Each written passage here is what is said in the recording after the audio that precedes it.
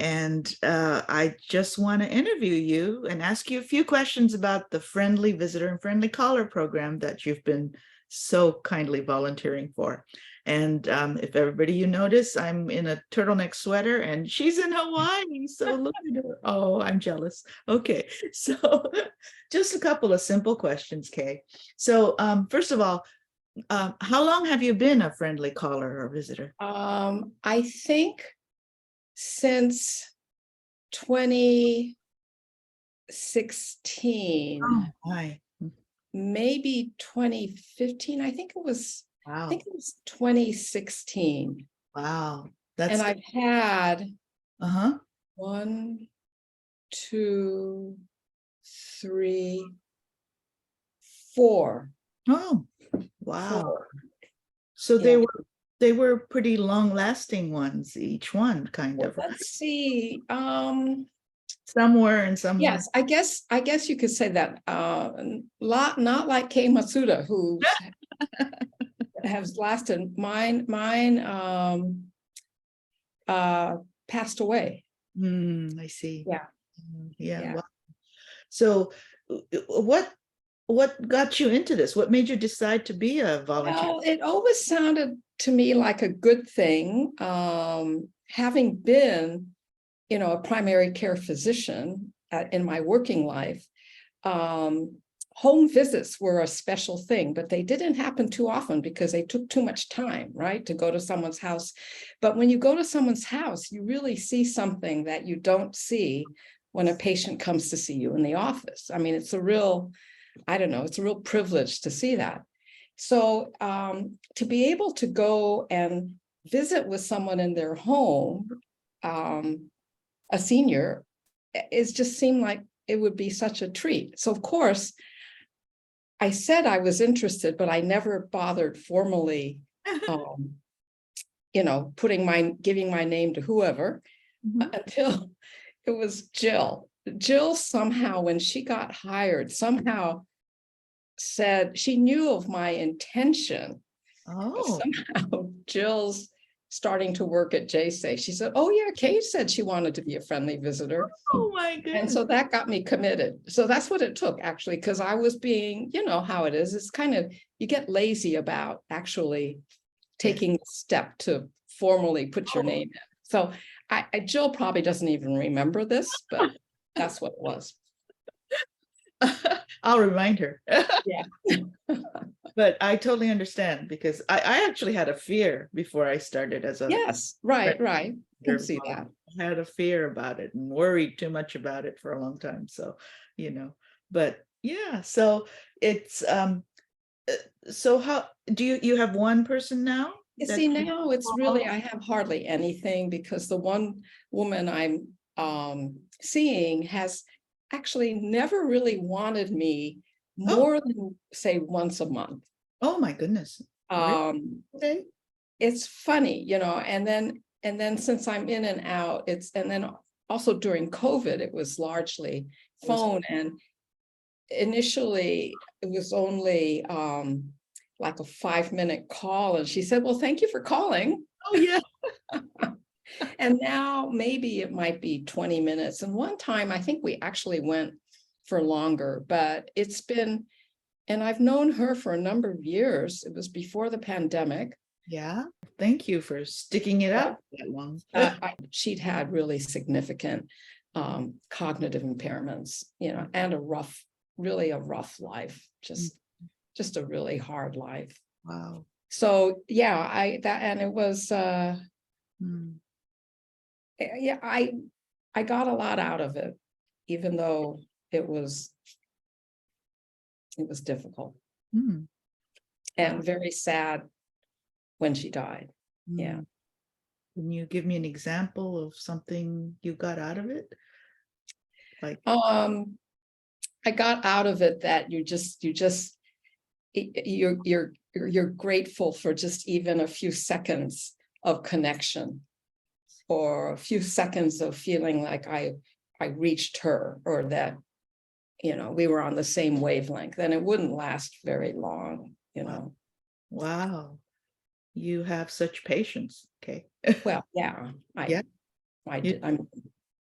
Yeah. Wow. I mean, my working life was largely with difficult patients, so. I see. So Wow. then I'd love to speak a little bit about the man that I had Yes, please. for the longest period of time. So that would have been 4 years, 4 years. And homebound Japanese American man from Hilo, Mm. and who actually knew a lot of the same people as that my cousin did. I took my cousin there at one point. My cousin was maybe a few years, 5 years, 4 or 5 years younger than my friendly visitor client. Mhm. But he was just, the thing is, he was like a gift. Wow. I forget who it was. I think it was Karen who was doing the Mhm. thing.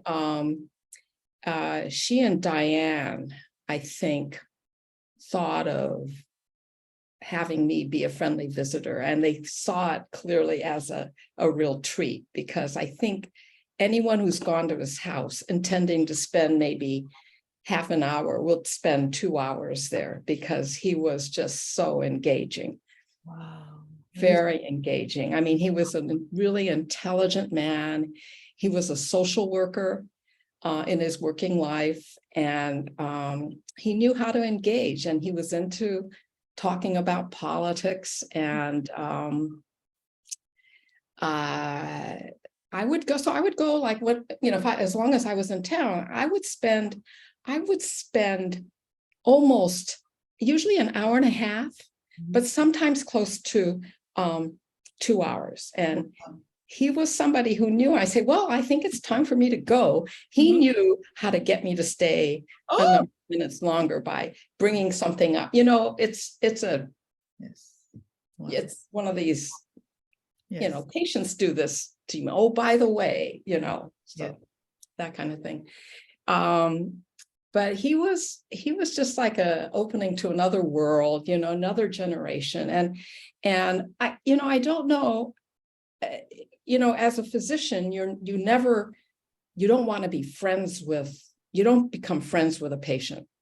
And I don't know about the friendly visitor thing, but this guy definitely, he thought of me as a friend. I mean, he really came to see me as a friend. And I guess I saw him as a friend. And I mean, I think I've heard other friendly visitors who've had long-term clients, they feel that way. And it goes against me as a physician. You don't do that. But on the other hand, this guy was so engaging. I just, I looked forward to seeing him every week. It was really a significant period of time.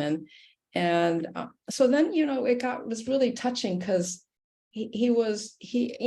during my time seeing him, his health really declined, really declined, to the point of his electing end of life treatment. I see. Wow. Yeah. So in process, you also get involved with the family and with the caregiver, and so that was that was a process. Vita knows a certain side of this. Yeah. Because she was in. This was a case where it was really important that I could talk to Vita. Yeah. About him and the family. It was really important. So yes. Say so many of our friendly visitor and caller clients are, Vita's and Miyuki's case management.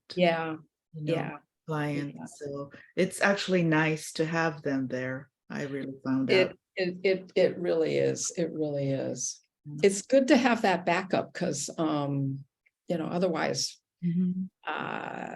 things come up. That a friendly visitor may not know how to deal with, how best to deal with. So it's good to have the case managers. The friendly callers and visitors are eyes and ears for the case manager. Yeah. Isn't it? Yeah. So if you were to try to talk somebody that you know into being a friendly visitor, what would you say? Oh, I think I would say something about how what a gift it is to be allowed into someone's space and to develop a relationship.